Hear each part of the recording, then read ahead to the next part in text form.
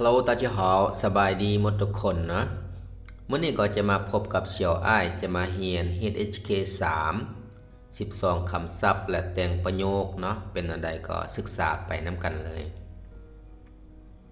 1. 月亮月亮แปลว่าเดือนหรือว่าดวงจันทร์เนาะเบิ่งตัวอย่าง今晚的月亮真圆今晚的月亮真圆แปลว่า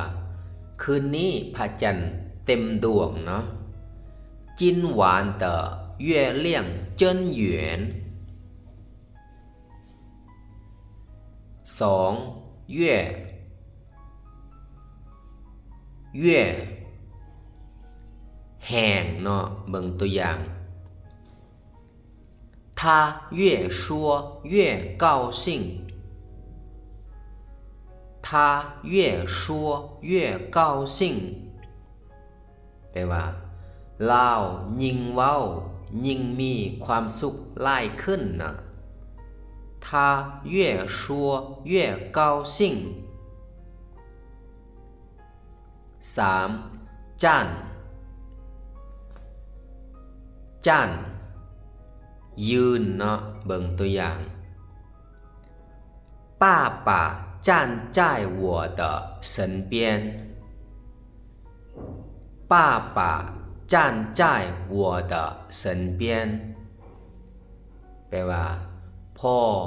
ยืนอยู่เคียงข้างคอยเนาะ爸爸站在我的身边4. จางใบหรือว่าเนาะเบิ่งตัวอย่าง请给我一张纸请给我一张纸แปลว่ากรุณาเอาเจี้ยให้ค่อยใบหนึ่งแดเนาะ请给我一张纸5. 照顾แปลว่าดูแลเนาะบัดนี้เบิ่งตัวอย่าง我生病了妈妈一直照顾我我生病了妈妈一直照顾我แปลว่าตอนคอยเจ็บเนาะแม่คอยดูแลเบิ่งคอยตลอดนะ我生病了妈妈一直照顾我6. 照片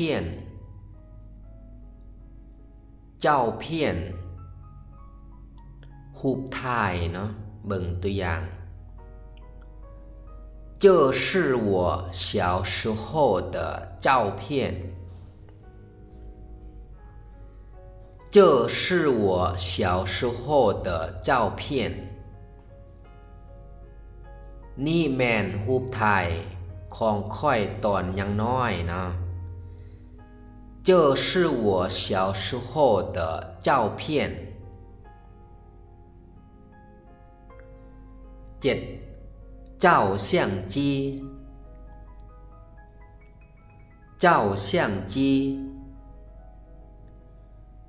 กองถ่ายรูปนะเบิ่งตัวอย่าง我新买了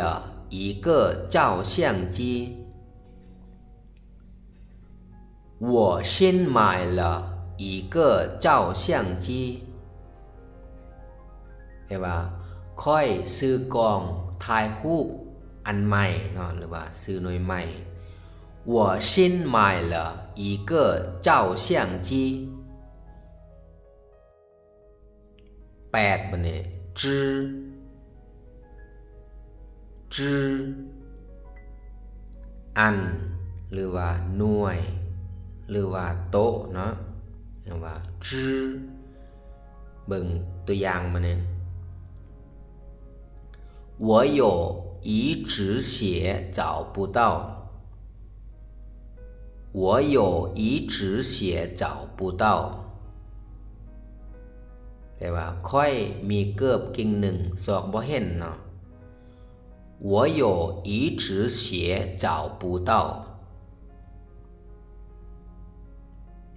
เก้า只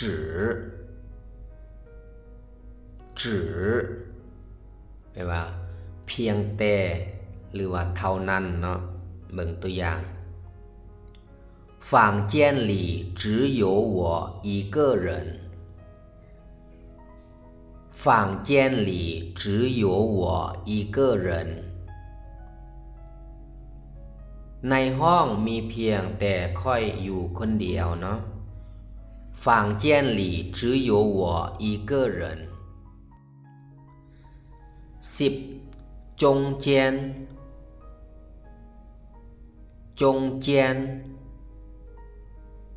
ใจกลางเนาะเบิ่งตัวอย่าง我站在中间旁边的是我的同学我站在中间旁边的是我的同学ค่อยยืนอยู่ใจกลางทางข้างแม่นเพื่อนร่วมห้องของค่อยเนาะ我站在中间旁边的是我的同学11中文ภาษาจีนเบิ่งตัวอย่างเนาะ我会用中文写文章我会用中文写文章แปลว่าค่อยสามารถเขียนบทความเป็นภาษาจีนได้เนาะ我会用中文写文章12终于ในที่สุดเนาะเบิ่งตัวอย่าง春天终于来了春天终于来了แปลว่าในที่สุดฤดูใบไม้ป่งก็มาฮอดแล้วเนาะ春天终于来了มื้อนี้เฮาก็เรียนหมดเพียงเท่านี้เนาะแล้วก็เจอกันในคลิปหน้าสำหรับมื้อนี้ลาไปก่อนใจเจี้ยน